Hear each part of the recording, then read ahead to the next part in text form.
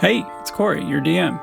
Welcome to Vibe Proficiency, a D&D podcast about death, breaking into song, and having your own little bar, I guess. So you know how I kept saying that the audio quality of the show would get better as we went along? That's still true, mostly. But for this episode, we had a couple of recordings fail. So there are some small issues here and there. But also, specifically in the case of Tyler, nothing was salvageable for this episode. So instead, you're going to hear the Discord call recording for his stuff. So it's not quite perfect. You know how it can be recording from a voice call. So sorry about that. We've since fixed the issue, so it shouldn't be a problem in the future. So, hey, hi, you good? In other cheerier news, my cat just jumped into my lap and is doing that little thing where she pretends to knead dough. It's very cute and very sharp. Okay, last thing before the intros here. You can find us on Twitter at Vibe Proficiency, and we'd love to hear from you. Yeah, exactly. Tell your friends about the show and rate us on Apple Podcasts. That's not even me saying that. Cat just wanted me to pass that along. Okay, that's more than plenty, I think. Hear those intros, and then you know how this thing works by now, right? All right, thanks. All right, so I am Becca. I am playing Meira. She is a tiefling druid. And her fun fact for this week is that living in the forest, she sometimes would sneak into town. And one time when she was there, she found a lyre and she stole it. And now she plays a lyre. Okay. Great. I'm Casey. I play Kira. She's a Kalashtar monk.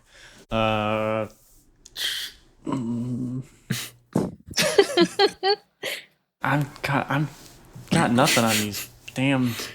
It's hard, isn't it? I said last week during the campaign, I said that her favorite movie was Indiana Jones and the Last Crusade.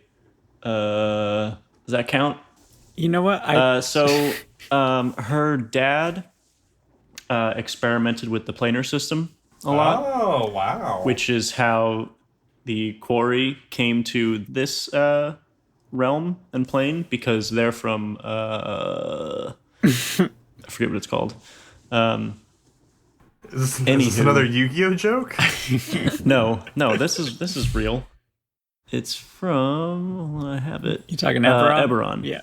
The quarry from the Dream Plane over in Eberron, which is like a sister plane to the Forgotten Realms. So yeah, he experimented with the planar system and maybe brought a couple things over. Such as Indiana Jones. Like Indiana Jones and the Last Crusade. But what did she think of Crystal Skull? She hasn't seen Crystal Skull. Crystal Skull came out long after 2009. her dad died. Don't be silly. Yeah, she hasn't seen that one yet. So do you want to shore that fun fact up for the podcast's sake? I'm Casey. I play Kira, a Kalashtar monk, and her favorite movie is Indiana Jones and the Last Crusade. There you go. Great. I just gave you a fresh take. Beautiful. Thank you. My name's Tyler. I play Kadmist Lightbringer, the half-orc paladin. Fun fact for me is one time I was hired on to escort these two halflings up to this mountain. I forget what it was for. It was for, they were doing something with some jewelry or whatever, but Okay. It took us weeks to get up there. By the time we got up there, it was kind of anticlimactic, and that was it. I got paid. I left. I saw them flying away later on these big birds. I don't know where they got them from, but it was pretty cool, I guess. Okay. Oh my gosh, that was... All right. So it's Kelly. I play Harp. She is a changeling ranger. And I swear I'm not stealing this Indiana Jones nonsense, but although Harp was raised to be like a criminal petty thief, she actually always wished she could have used that to become a treasure hunter instead. Okay, Kelly. I swear I had this written down for once that I actually put a tiny bit of thought into this fact. We have this Indiana Jones nonsense. Mine was about Lord of the Rings. My Indiana Jones nonsense was from 2 weeks ago, Yeah, so but when did you write down this fact? About 20 minutes before we started. Okay, so... Oh yep. my gosh, whatever. Okay, Kelly. Okay. This is how we're going to start, huh? You two be nice. Odd how during the last time we played, Oh my God. there was a theme of treasure hunting. Oh my Weird God, how you just I'm kind of took that from the last campaign. Oh my God. Okay. You know what? I hope your character trips. Hey guys, my name is Chandler. I play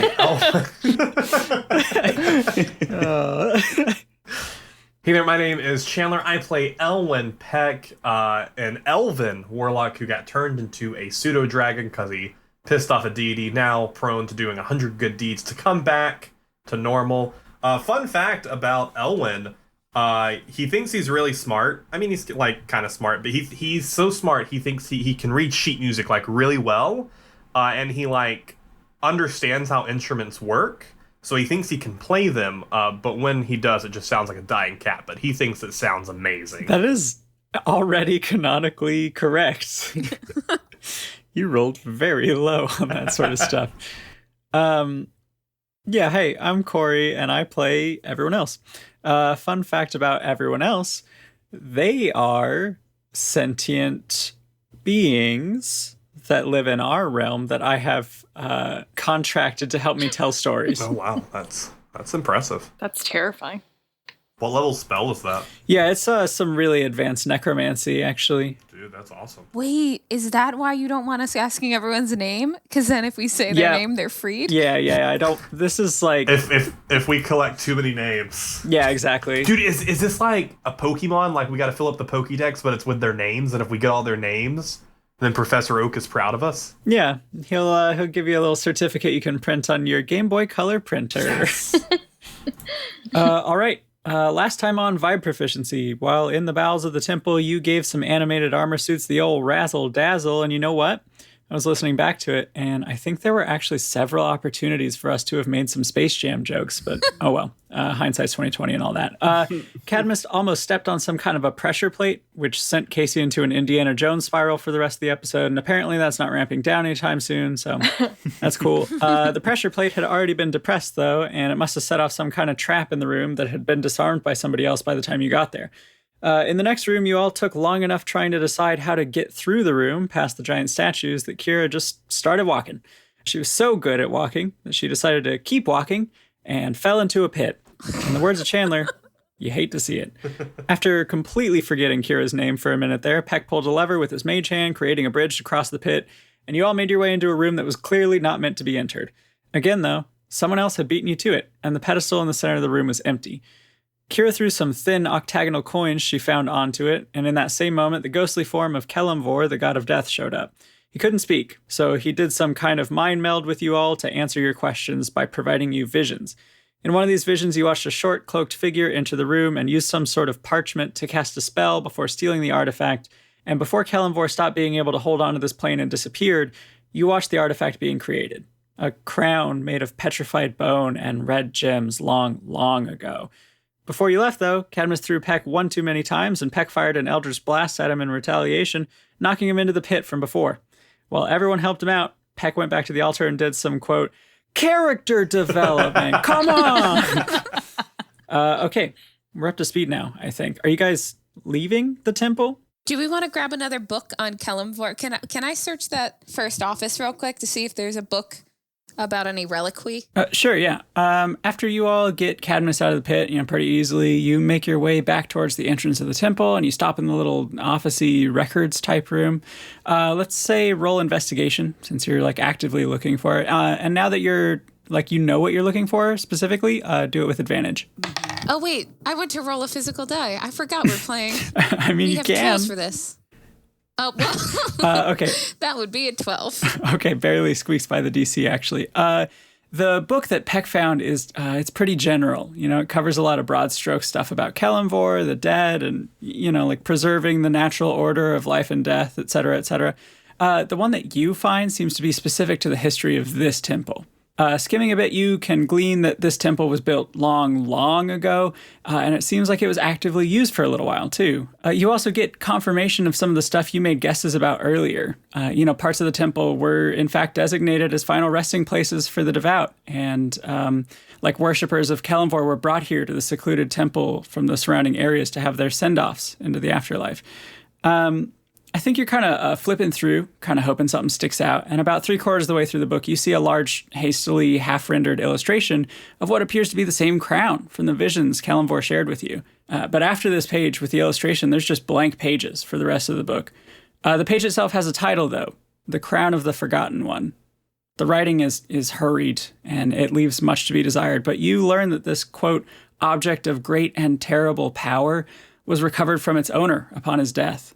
He's described as a madman who raised the dead and forced them to carry out his will, just as the owner before him, and the one before her, and so on for countless years. There's not a great record here, obviously, but the book does go on to say that it was believed that the crown extracted some kind of toll of sanity from its wielders while just collecting and amplifying their magic within it, becoming more and more powerful as it changed hands.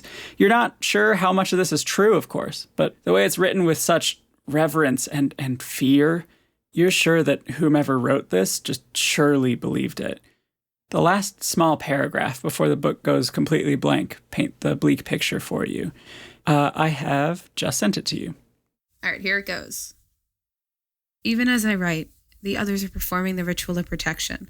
I only pray it will be enough to contain the vile thing. Once they're finished, the deterrence can be finalized, and though it saddens me to see this temple sealed, and the remains of my fellow devout forgotten, that too must be done. Kelemvor, forgive us. I'm taking that page out and pocketing it. Yeah, as you tear the page, a librarian shows up and scolds you for ruining a book. How dare. And then I scold the librarian for harming the trees. Hey, checkmate. Great. And then we can, I guess, leave the temple? Doom. I just assumed this was a temple of doom. Yeah. I fell in a hole. That was pretty doomish. I think Kira lost out on a big opportunity to have a whip instead of a quarterstaff. Shoot, can we retcon that? Wait, at the very least, is Kira wearing like a cool hat No, she's wearing a blindfold. on her head? On her eyes. Yeah, on her eyes, dog. That was a good laugh. Hey, don't throw me anymore. All Hey, right. listen. All right, so let's go talk to those guards that we definitely are going to be upset with us. Yeah. Yeah. Okay, yeah. You head up towards the crumbling entrance, and where there once were 2 guards, there's just the one that Meira charmed now. He's just kind of hanging out and just still guarding the door. And how long would you say we were in that temple? Like Or the crypt? 45 minutes? I don't know, just shy of an hour? Oh, great. So he's still charmed. Yeah, yeah. This is your chance. Keep it going. Yeah. Halen, well met. Oh, hey, how'd it go in there? You find anything, Pretty normal. Nothing too exciting. This god here, you know of him? I mean, yeah, who doesn't, right? Same. If you, for instance, there was like a great relic that he may protect that could maybe bring back the dead. Right, yeah, good one. Kelemvor has a magic wand to make zombies. Nice. No, the guy pretty much hates the concept of undeath. You know? Same, yeah. Hate him. Have you heard of any relics that are typically kept in temples, for instance, like this one? Yeah, I mean, maybe.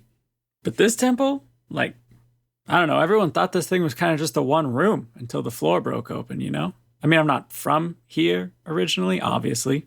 The old Neverwinter accent and all. Listen, maybe one of the locals knows some more for you? Do you have someone who would keep records of the town? Bookkeep, perfect.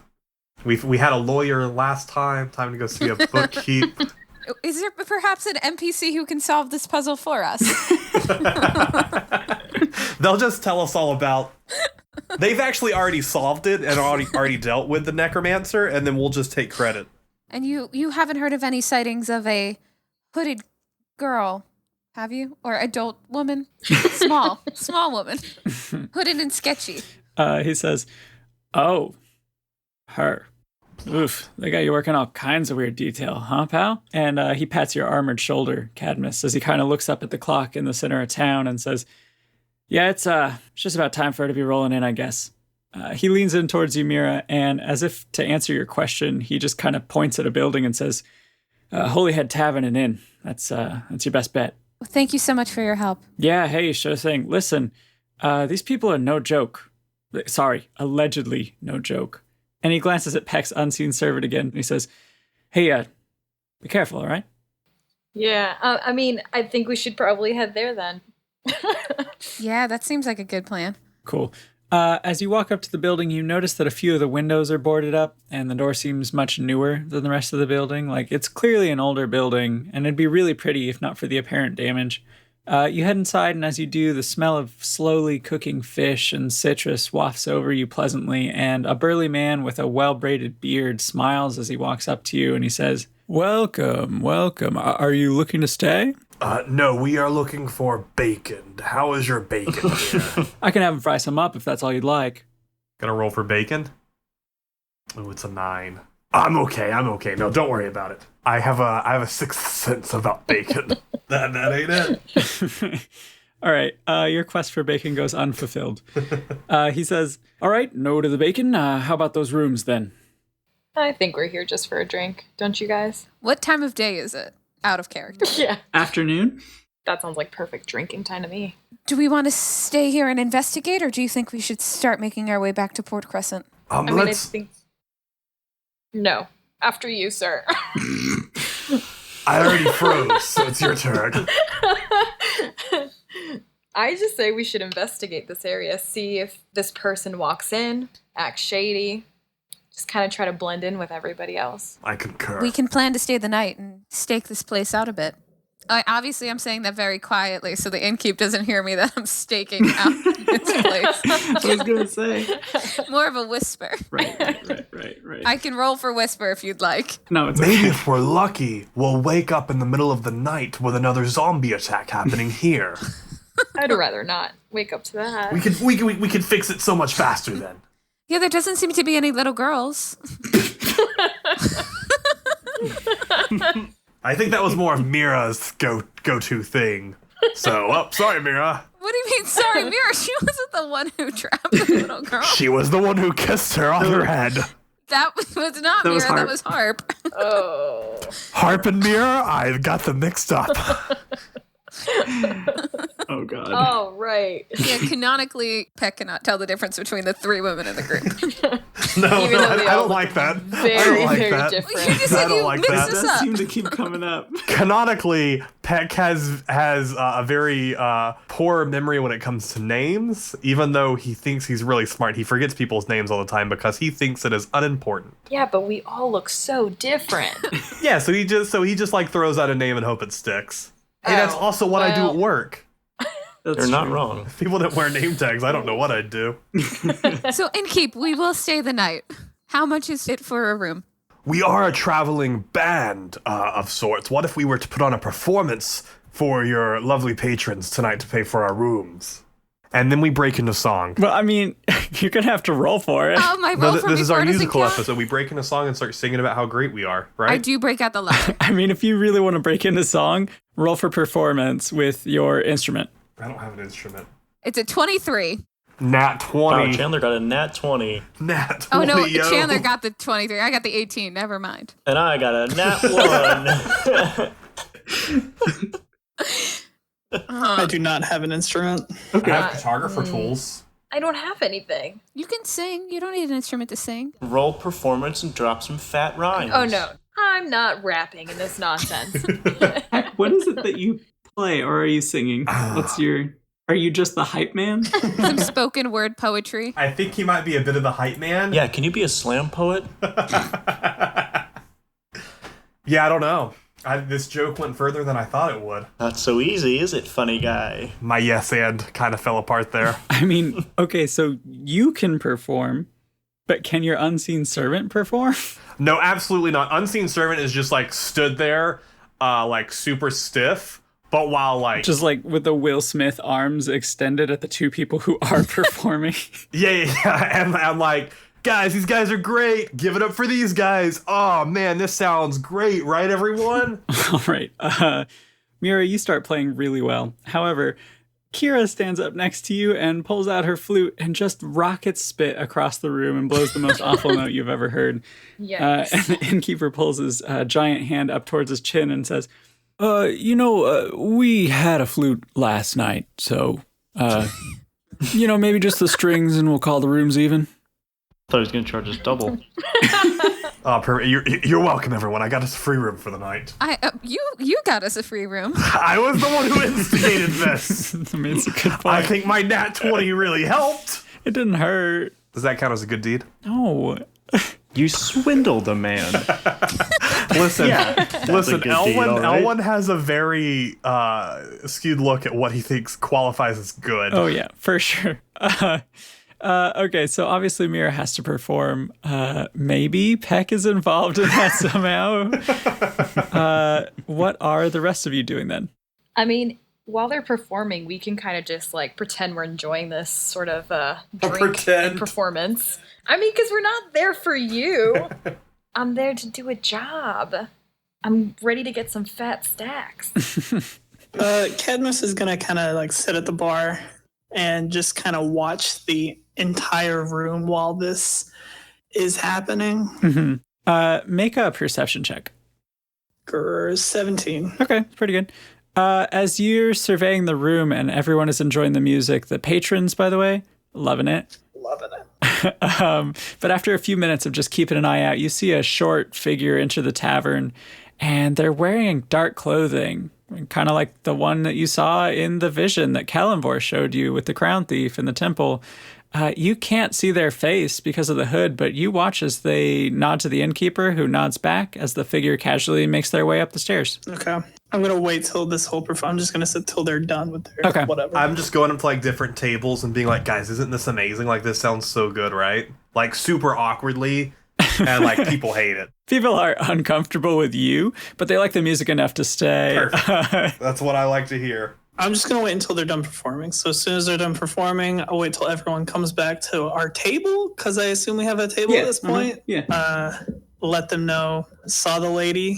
Pretty sure that's who we're talking about. She went upstairs. She had like this glance and this nod with the innkeep, so I feel up to you guys if we should interrogate this guy first or like... I wouldn't want to interrogate them because they might let them know that they're being watched. We could split the difference. Because if they don't know, we can kind of just creep up and find out what they're up to. Catch them in whatever act. Who is our sneakiest? Might be... That's Fan. He's so sneaky you don't even realize that he's standing right next to you. Oh, hey, Fan, can you do me a favor? Can you go up and check this chick out? So you know, Peck, what would be a good deed? Oh, yes. What is that? If you can leave your unseen servant here, you go upstairs and see if you can find this woman. Easy. See what she's doing. That would be, I would consider that a good deed. Can we all agree that's a good deed before I do this? I just feel like it would be a really good deed. Can we get this in writing? From whom? From the paladin, of course. I kind of scribble on one of those bar napkins. Good for one good deed. Perfect. All right, I'm gonna go sneaky. Now wait, what? before you go, Okay. I touch Peck and I cast bless on him. And what does bless do? It gives you you can roll a d4 on saving throws or attack rolls, so if anything happens you have plus the d4 on it. That is a 13 for stealth.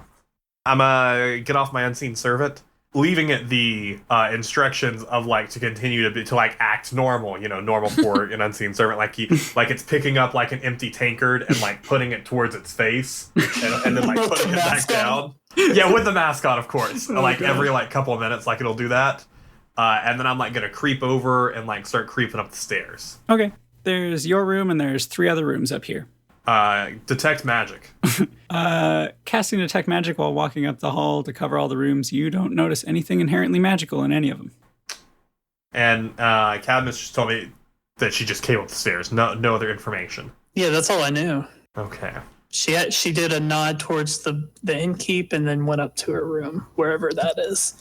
Can I like sneaky mage hand open up some of these doors and just like peek inside? Sure. You're the size of a cat, right? So you can just like, do cat things, right? Yeah, cat things. I would like to roll for cat things. Okay. I rolled a 9. I'm pretty sure I get distracted by a thing of yarn. Yeah, perfect. Which door are you opening? How many? You said there's 3 other doors other than there's than 3. my room? One on the left, 2 on the right. Man, let's check that one on the left. Okay. Like very slowly, just a crack, just enough to like stick my little head in and just kind of glance, because I'm real low to the ground. So I'm like, if someone sees a door slightly open, they aren't going to immediately look to the bottom of the floor. Right. And I can just glance and see what's in there. This room happens to be empty. It's just a bedroom. It doesn't look like anyone's in it. I'll go check door right number 1. You open the door and you can tell that somebody is renting this room, but they don't appear to be in right now. Okay. Door number 2. All right, make a dexterity save for me. Ooh, and I got bless. All right, here's dexterity save. That's a 10 plus 2. I'm going to add that d4 to it. That is a 14 total. Okay. Small book sort of falls off either the top of the door or maybe the shelf that's inside just right next to it. But you're able to avoid it hitting you on the head as you pull back quickly. You swear you can hear a slight noise as that's happening, but you don't see anything. All right, I want to slide back away from the door, leaving it cracked, and see if anyone like comes to like fling open the door and like look around outside. You gonna wait a while? I want to like get real close up against the wall, real low to the ground, so if anyone picks out, they can't see me. Okay. Yeah, you pull back and you sit there in silence, just waiting for somebody to fling open the door. And like a full minute goes by and nothing happens. And the door's still cracked? Yeah, it is. All right, my mage hand, I just want to push the door all the way open. Okay. You push the door slowly open, and as you do, the room is revealed more and more, and you take note of how little personal belongings are in it compared to the other rented room you saw. Just the one single book and not much else. As the door swings open to its fullest, you see movement and bristle for just a moment before you realize it's just the sheer curtain from the window being pushed by the breeze. So someone's definitely dead outside that window. They ran away.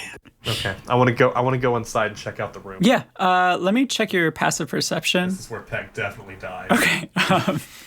So you take a few steps into the middle of the room, and suddenly from behind and above you, something slams into you just hard, and you're knocked down. And you realize it's a person that just tackled you. It's arms trying to grab you and hold you still. Make me a strength saving throw. Oh, perfect. Perfect with my -3 strength. Good stuff. Ooh, that's a 13. Can I add bless each time? Well, Yeah, it's saving throws. You're blessed for a perfect. minute. Oh wait, you're blessed for a minute. yeah, that's the problem. would a minute have passed? Probably. Yeah, because I sat there for a full minute. Exactly. Okay, so That's a my bad. 13 with my -3 strength. There's a dagger at your throat, and your little hands are being grasped and held still in their other fist. And they're keeping fairly quiet, but you can clearly make out the surprise now. You can almost hear their wordless thought process, like, this is a pseudo-dragon. Like, you are clearly not what this person expected. Nonetheless, they are on your back, pinning you to the ground. I want to quickly send into their head through the telepathy the most scariest thing I can think of. Oh, shoot, what would be best here? I'm trying to think how I can really freak them out. Is the person on his back by chance a little girl? Because then you could just put in visions of her being locked in a room. Different inn, different town, That same sounds play. so much worse. That sounds so bad. Oh, God. So I send to person on top of me, scary of all of like the zombie things that we've encountered before, like coming to attack, like they're about to come into the room. And then I also send to all to the party downstairs that I'm being attacked. Did you send where you were? Yeah, just like room upstairs. Great, I run. Which you don't hear that. It's a picture of that room with the door open. I can send simple ideas, emotions, and images. So the emotion is scared. Well, I don't run as fast then. Yeah, I'm gonna run casually as to not draw attention. Same. Okay. While you do that, Chandler, just give me a straight wisdom roll. We're going to contest wisdom to see if you can freak them out or if they can resist that. That's an 11, because I have +0 to wisdom. I got a 12. You can tell that they're a bit shaken, and like you can tell it worked, but they don't drop you or anything. And in fact, they push the blade against your scales with a bit more pressure and start pulling you back towards the corner that they were hiding in before. And I go, wait. Yeah, that'll do. Like you actually speak? Yeah. And then I cast Vicious Mockery. You unleash a string of insults laced with subtle enchantments at a creature you can see within range. If the target can hear you, though it need not understand you, it has to succeed on a wisdom saving throw or take 1d4 psychic damage and have disadvantage on the next attack roll it makes before the end of its next turn. What's the DC? 13. Okay, I got a 7. So they take 1d4 psychic damage? Yeah, and I just want to say that the insults are just like, this room is terrible. How dare you let a book fall to the floor? Okay. Keep better care of your books. They take 1 damage. Oh, what? Okay, perfect. But it has disadvantage on the next attack roll it makes. Okay, let's extend that to grapple checks then, and let's do one right now to see if you can use this moment to like break free. Okay. A strength save or just Yeah, straight just a strength save, and I will roll strength with disadvantage for it them. doesn't matter. It's both the same for me. I don't have it. Okay. I rolled it twice, but ignored it. Yeah. Do you want to take the lower? It doesn't matter. Either way, I fine. lose. I either got a -2 or an 8, so it doesn't Yeah. matter. I didn't mean to click it twice. Yeah, so since you're making noise and actually like hurting them with it, they shift their non-dagger hand to your dragony snout and kind of clamp it closed. Perfect. And their desperation is clearly showing now, and they're trying to keep you quiet while, concealing both of you in the darkened corner of the room, like behind the open door. And you can't see, but you're pretty sure their focus is mostly on the door itself. Like, they're certain that you're someone's pet and that person must be coming. I just also want to send images to the party that where we're hiding at, to the right, ready to attack. Okay. Draw my sword and shield. And since he's telling us where the person is, I'm going to jump in and cast command. Okay. Hit me. What does command do? I speak one word command to a creature I can see within range. The target must succeed on a wisdom saving throw or follow the command. If it's undead, it's no effect, and it must understand my language. Okay. So it's a wisdom 12 save. Okay, here we go. What is the word you're saying? Grovel. Okay. So it says the target falls prone and then ends its turn. Yeah. As you jump in and cast the spell, you catch a glimpse of her face, and it's covered by the hood that she's wearing, and also like a small, like a rogue-like little triangle bandit mask that covers the lower half of her face. But you see her ochre eyes widen with surprise and fear.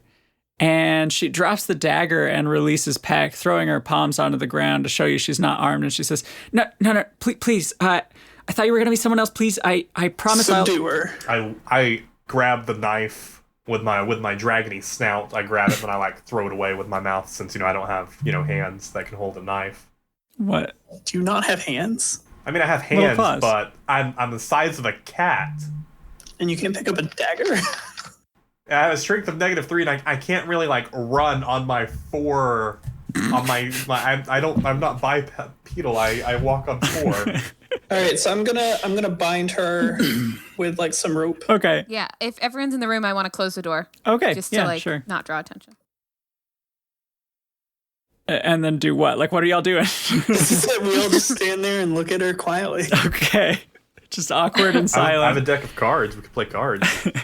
Yeah, I mean, she's just sitting. Her arms are bound behind her. She's got one leg bent with her foot on the ground, the other stretched out on the floor in front of her, almost just in a casual, defiant pose.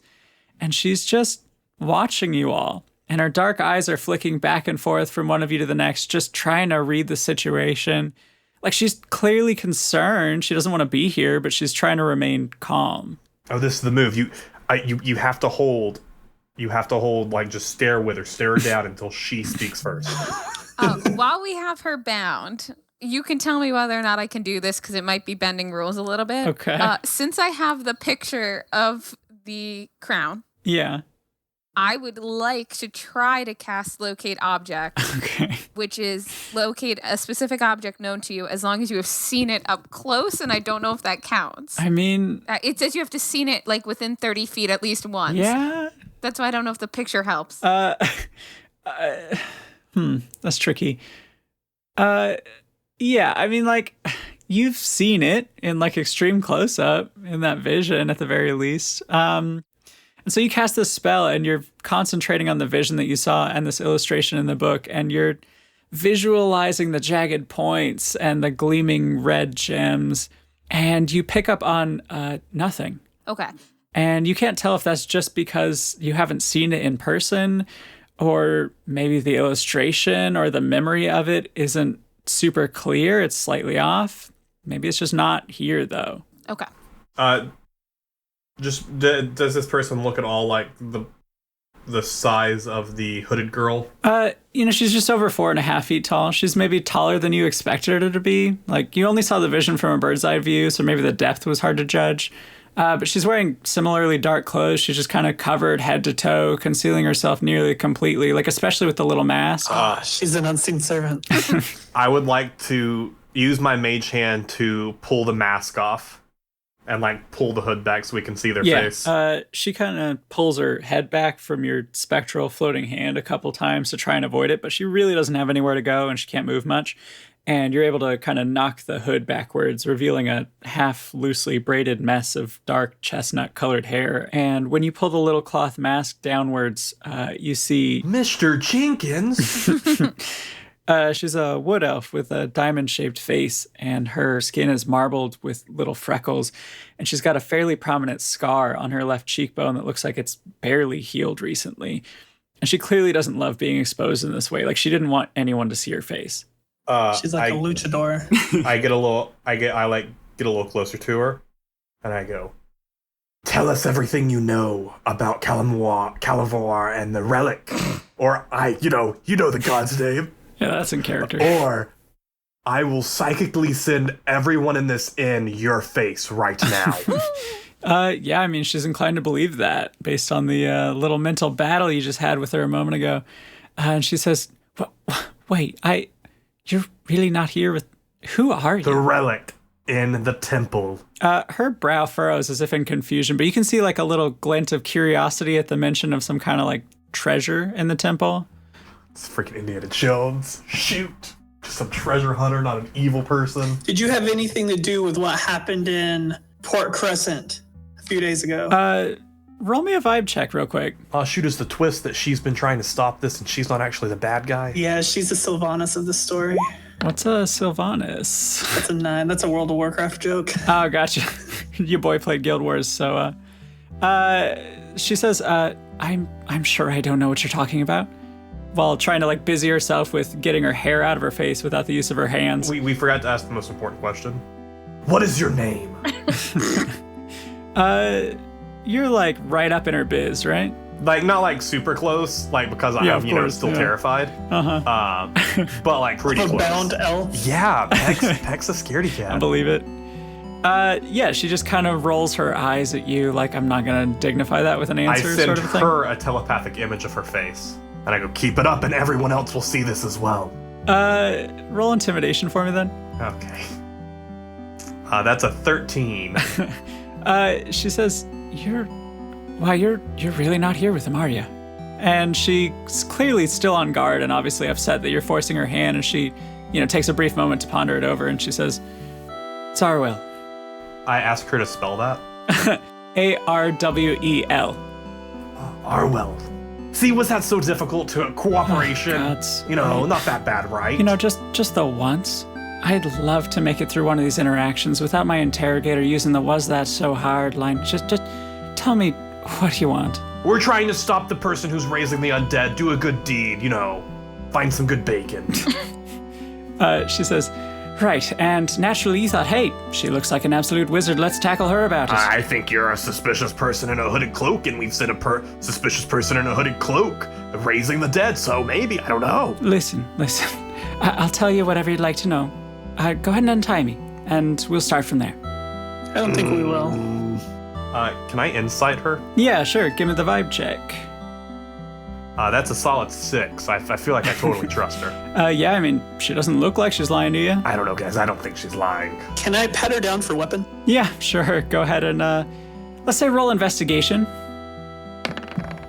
Great, found nothing. It's a 2. So, you do actually find something. It is the dagger that she threw on the ground when Peck threw.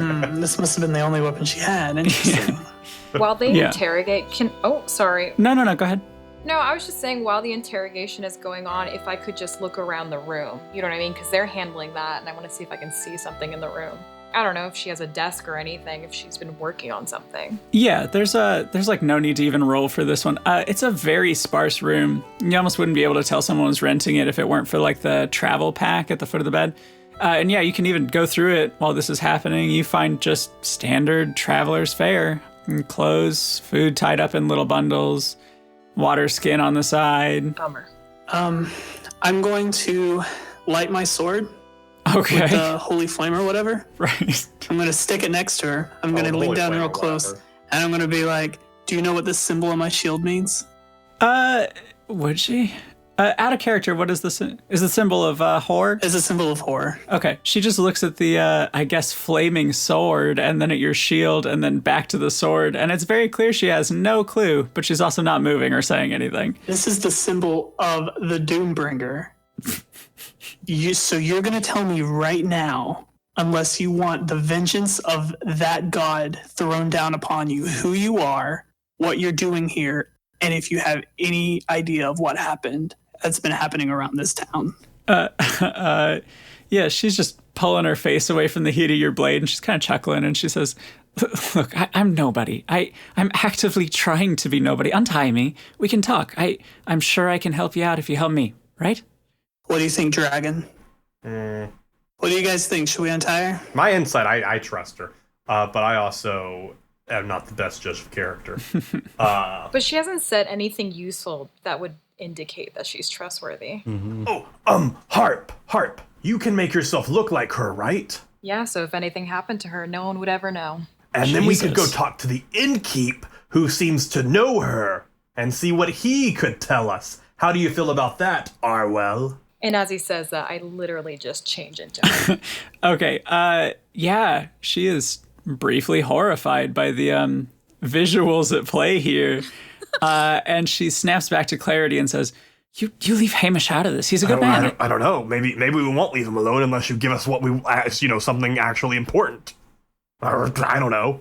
Also, just so everyone notices, he did just give us the innkeep's name. Very important information. Yes, I did write it down. What's your what are you doing with this whole thing? Like, what's your connection to this thing? Give us your backstory. What's your importance to the plot? Oh, man, you can't call attention to the fiction like that. You're going to hurt their little brains, man. Wait, is this one of the ones from the real world that you brought in? Allegedly. I mean, you can't prove that. Arwell, what do you know about this, the whole goings-on with the Braves from the Dead? It happened in Holyhead and it happened in Port Crescent. What is your involvement with it? What? I have no involvement with it. What is going on? I don't know. You seem to be a treasure hunter, and there's been a place that had a treasure that got hunted that could, for all we know, raise the dead. So I don't know. She is the cloaked figure giving that, to knock out the paladins, right? You don't technically know. Oh. You should ask her. Ask her that. Ask her. So what were you doing at that night? Insert date here. Yeah, I have no idea. Have you been in Port Crescent in the past couple of days, specifically at the South Fort Plaza, with a food stall in the northwestern portion of that plaza? And have you ever been to the mask store? That's where she got her mask! Yeah, that's why I detected magic, really. That's really what I was doing it for. To get her mask. Yeah, it might have had powers.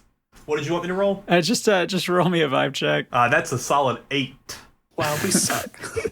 I have a +0 to my insight, to be fair. Yeah. She says, of course I've been to Port Crescent. I'm not a food vendor, though.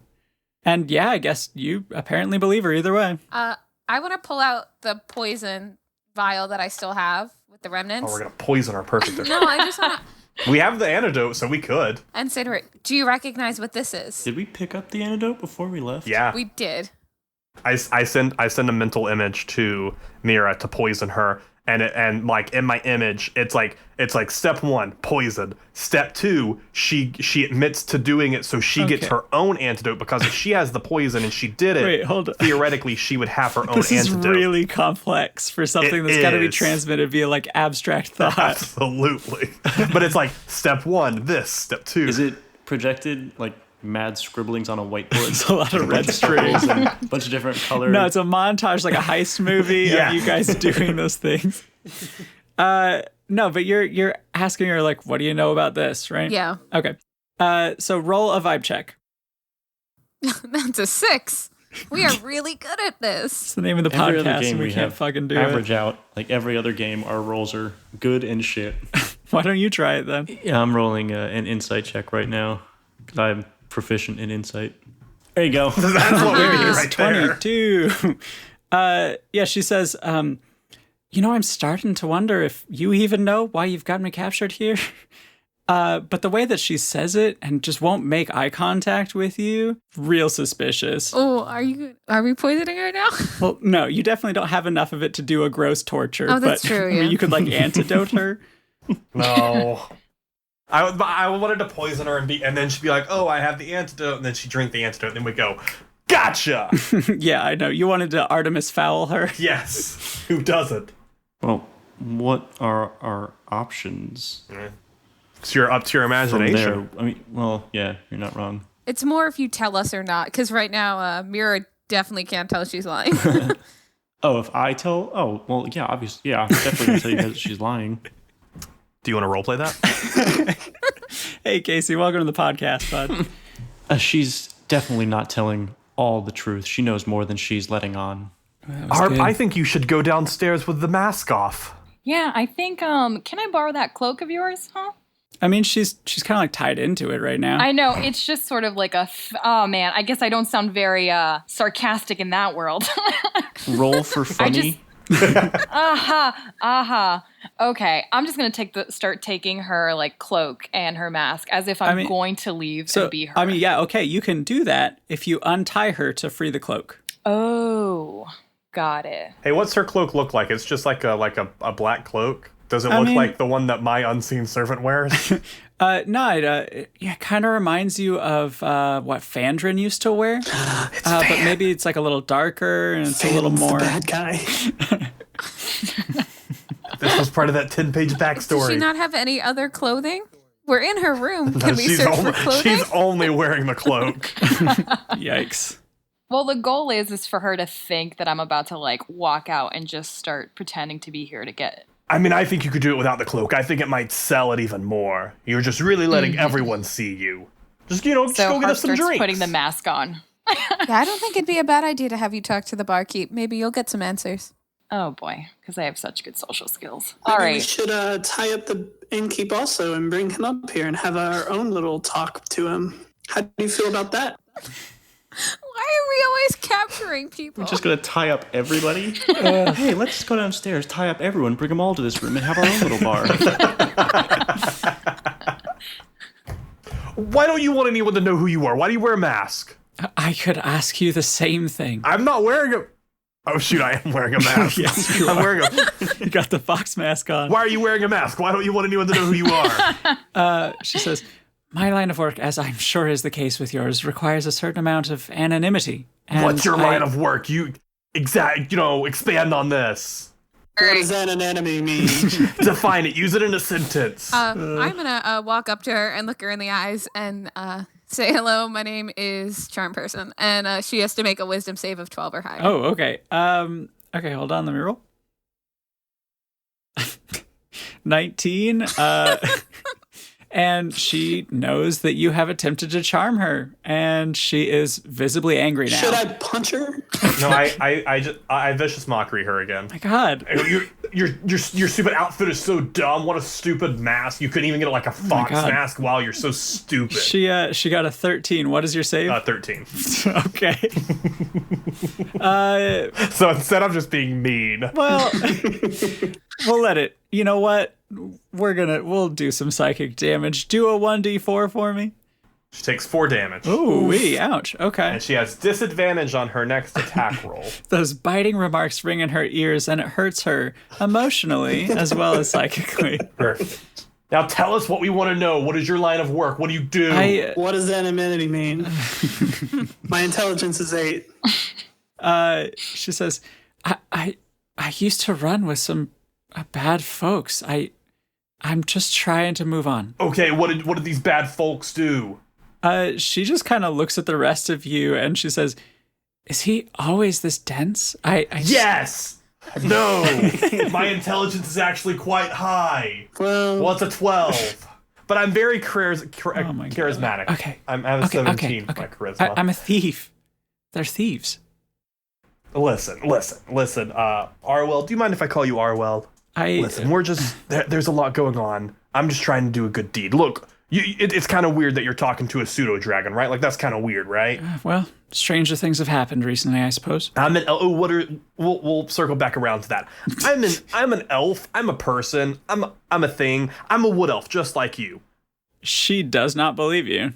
I mean, simple as that. She thinks you're an insane person or dragon. I got turned into a pseudo-dragon because I did some bad stuff. a god got real pissed off at me because I was trying to learn too much knowledge, and I may have, killed someone on accident. But that's beside the point. I glare at Peck when he says that. I'm just trying to like open up with you and like be honest with you so you can be honest with me. I don't want to tie you up. I don't like that. I'm just here in the pursuit of knowledge, Oh my god. I don't know why my voice has changed so much, you Wasn't know? gonna say it. A little cipher from Kingdom Hearts. Went from Batman to Guy Fieri. She says, even if that were true, which, come on. It is. Sure. I sent her the psychic image and the emotion of what I went through when I got turned into a pseudo dragon. Oh, okay. Yeah, fuck. You all watch as this, series of memories and emotions wash over her, and just suddenly she seems to believe Peck. And she says, if it is true, which I can't prove otherwise, we're not the same. I'm not a killer. Look, all I want is to leave the Moonshays and get to the Sword Coast. I'm bound for some of the larger cities there. Just let me go and you'll never see me again. We'll let you go as soon as you tell us why you were lying about that poison. She looks down at the floor and kind of scuffs her boot against a mark on the ground that she's just focusing on. And she says, I didn't have a choice. I had to do the job. And in theory, nobody was going to get hurt. Just bad timing is all. You were hired by someone to do that job. Did you ever see these people?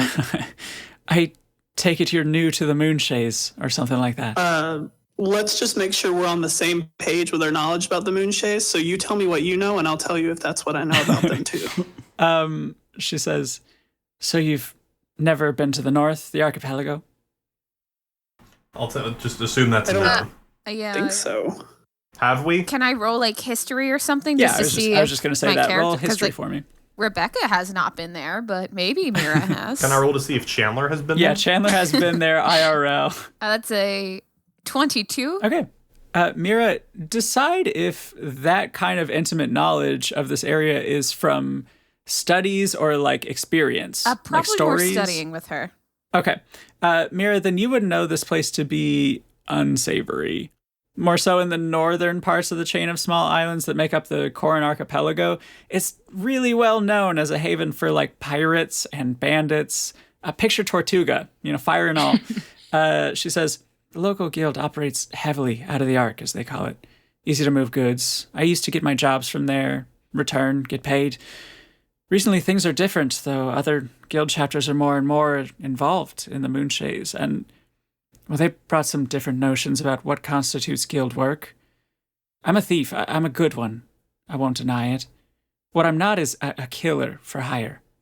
The Crescent job was already a bit far for my taste. I didn't even properly get paid for it since I didn't outright off the guards, as I was told. No, we'll just change tracks, go deal with the Thieves Guild, then we'll come back and get back to the undead. This is like doing all the fishing minigames in Zelda.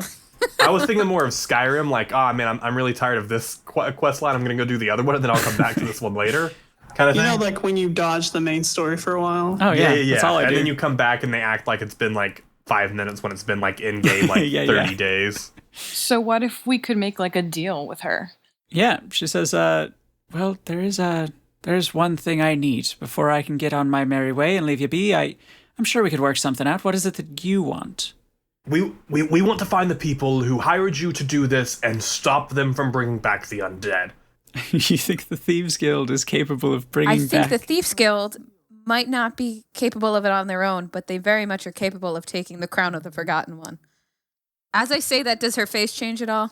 No, but you're not sure if it's just a really good poker face or if she actually has no idea. That's what I was hoping. What did you need help with? She says, I am trying to procure an item from town, and once I do, I'll leave. And what is this item? It's a mere trinket, a little bauble. What's it do?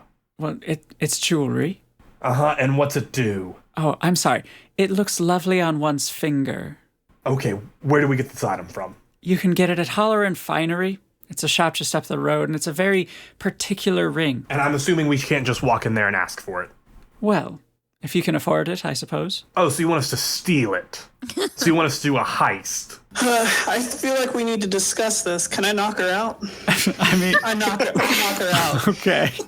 Roll for it, I guess. Roll an attack. We'll do it non-lethal. I mean, why couldn't we have just stepped out of the room? You could This is have. more fun. Yeah, I mean, you clock her right in the head and she goes down. Great.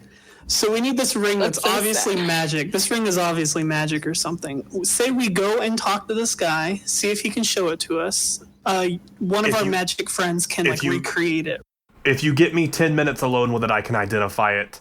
Not even alone with it. If you give me 10 minutes with the item, I can cast a ritual spell that will tell me exactly what it is. But instead of taking it, could we do any of you have any abilities to like maybe minorly illusionate that we have it?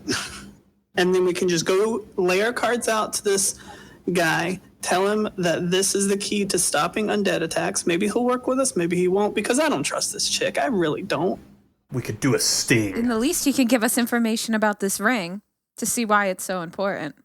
And he might know something about the crown while we're there. Yes, we could go tell him that the Thieves Guild wants to steal this from him, and they have enlisted our help. And what we do is we are going to set it up as if we're stealing it, but it's really a trap to trap this person, and we let the town guard know about it. And we do a fake heist.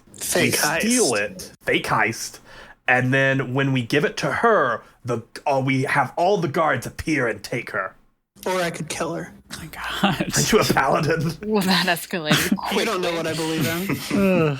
Yikes. Didn't you just get pissed a few minutes ago when you found out that I accidentally killed someone? There's a difference between my belief system, though. Okay. Justified killing is okay. I'm a vengeance paladin now, Chandler. Oh, okay. What's everyone else think about this? I don't want to kill her. Yeah, I don't want to kill her. I think she just wants to get away from whatever she did. But which is what most of us wanted. Yeah. We're all terrible people, so. I think I'm a pretty great person. I say we go for it. Why not? A little bad luck.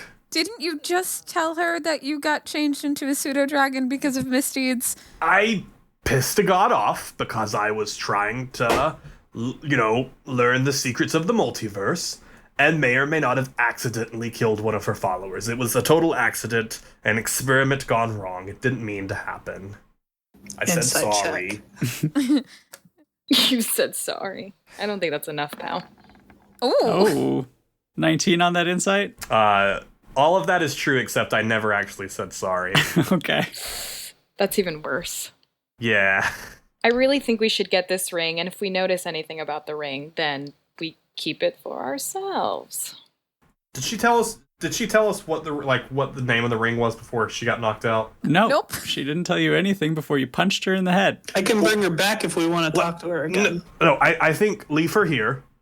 We should tie her up more, right? Absolutely. All right. Can someone check to see if she has anything on her? Because I couldn't find anything, but I just want to be doubly sure that she doesn't have like a knife. She's a thief after all, so she probably has like 17 knives on her somewhere. I can attempt to. Yeah, roll for it. That's investigation? Mm-hmm. 16? Yeah.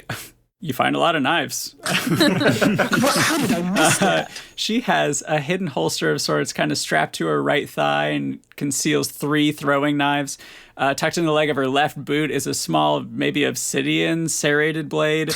And under her right vambrace, you spot a slight bulge. And upon further inspection, you produce a dagger from a hidden sheath resting against her forearm. Kadmist is pretty amazed on how he literally missed every single one of these. Hey, Great. I'm going to take that dagger. just going to keep it? Put it on my side. Now we're looting. Even though we don't know what the ring looks like, if we go to that place and I already look like her, I can ask about that ring that I'd been looking at. I don't know. That's a good idea. And then while you're distracting, I can try and detect magic. Find the ring with the moat, because it's got to be something pretty powerful if she can't afford it. And then I can identify and figure out what the ring is. Here, let's do this. While she's unconscious, I'm going to untie her and get her out of that robe, retie her, tie her legs. You want to gag her? Should we gag her? I gag her. Hard. You ask and then do. Boise. Yeah. I got to stop giving you people NPCs to tie up. Yeah, you can do all that. Cool, let's go to the jewelry shop. Cool. Should we All leave right. something here so we know that she doesn't leave or something? How about this? Just put a do not disturb sign on the doorknob. I'm going to cast Hunter's Mark on her. Oh, okay. I choose a creature within range and mystically mark it as my quarry. Until the spell ends, it lasts for an hour. I deal an extra 1d6 on them, and you have advantage on any perception or survival checks. I need to find it. Yeah. So I'm okay. essentially casting it. So if she escapes, I have like You an can track her. advantage. Yeah. I can you track got like a little her. magical low jack. Okay, sure. I mean, if we're going that far, should we take an entire group into this jewelry store? But should we just take like maybe like 2 or 3 of us instead of the whole group, and then someone can just stay here like watching over her? Yeah, I mean, if you want to do that, I can stay here. I'm just trying to think, would it be suspicious for an entire group of us to walk into a jewelry shop and start poking around for an expensive piece of magical trinket? And asking to hold it for 10 full minutes. Yeah.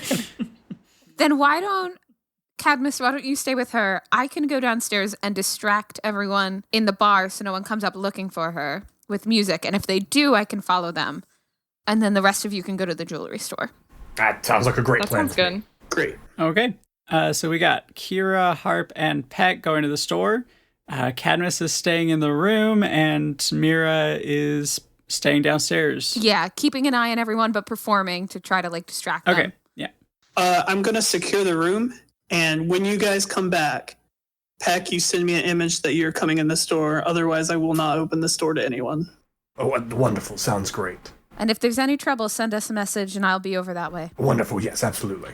A point of order, when we're walking downstairs, because I know I never brought the unseen servant up there, I still do want him to be just sitting at a table, just like absentmindedly lifting a tankard to his mouth. Is there any Just like any on a timer, like one of those drinking birds. Yeah, like I left in the instructions every minute or so, pretend to drink. Perfect. Is there anyone like just like awkwardly like sitting with him, trying to talk to him? Yeah, I mean, I would love to believe that has happened at least once. Like somebody came over, like, refresh your drink, sir, and he just like does nothing except pretend to drink some more, and they're just like, okay. Is it a full drink? Is it a full glass? No, it's absolutely empty. Okay. Yeah, it's just a big empty tankard. But he's pretending to, and I also, just for flavor, it's a glass tankard, so you can also see that it's empty. Perfect. But he's just pretending to keep drinking out of it.